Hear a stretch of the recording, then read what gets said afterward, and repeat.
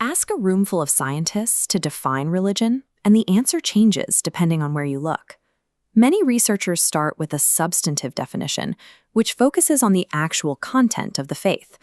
This typically means a belief in a god or a supernatural creator, a Western standard, accidentally excluding traditions like Buddhism, which do not center on a creator deity. Other scholars prefer a functional definition. This ignores what people believe and looks at what religion actually does, like building community or helping people cope with the uncertainty of death. The problem here is the lack of boundaries. If religion is just about social integration, then intense sports fandom or nationalism might qualify too. To solve this, researchers in the late 19th and 20th centuries realized they couldn't use theology to study faith objectively. Instead, they built the social scientific study of religion, looking at the subject through 4 distinct disciplinary lenses. This approach stops asking if a religion's claims are true and starts investigating exactly how those claims influence the mechanics of human life. The anthropological lens focuses on religion as a cultural system. Early figures like E.B. Tylor and James George Frazer looked at animism and magic, theorizing that these were humanity's first attempts to explain the natural world.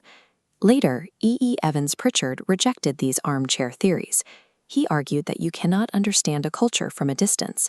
You have to immerse yourself in their local environment.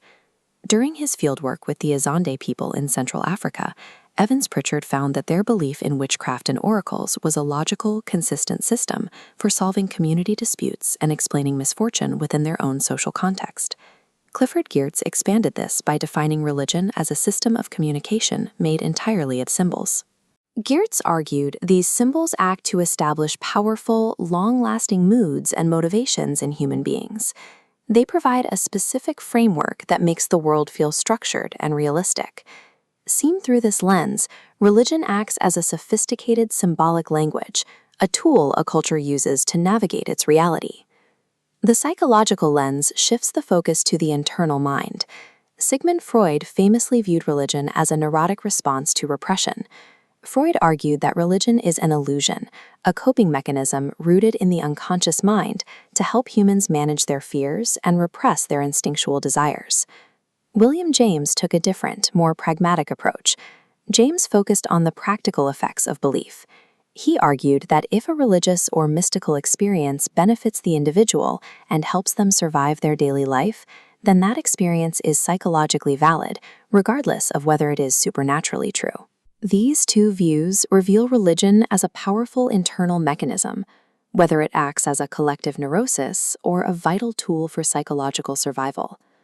The sociological lens looks at how religion builds society.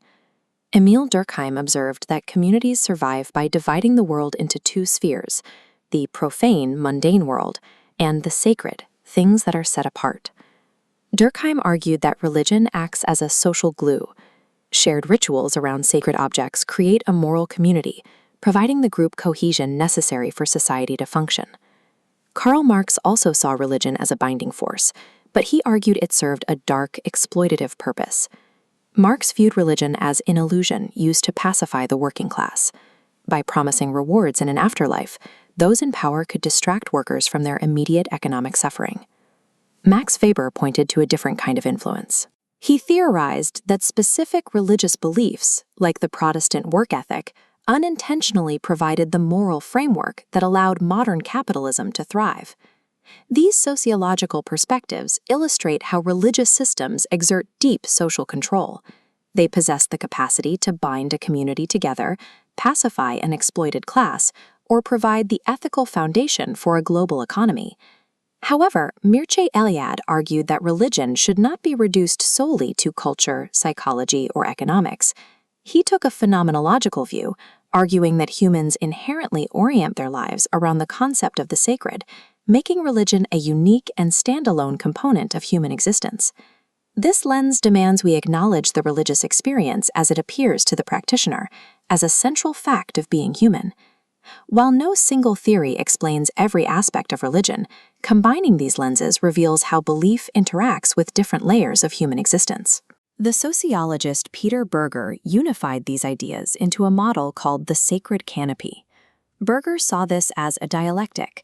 Humans project their social orders onto the universe, constructing a worldview to keep chaos at bay. Once established, it turns back and shapes how people think, feel, and act. The canopy becomes the reality that defines them. The next time you see a religious practice, don't just ask if it is true. Look at it through these 9 lenses and ask what it is doing for the mind, the culture, and the society that created it.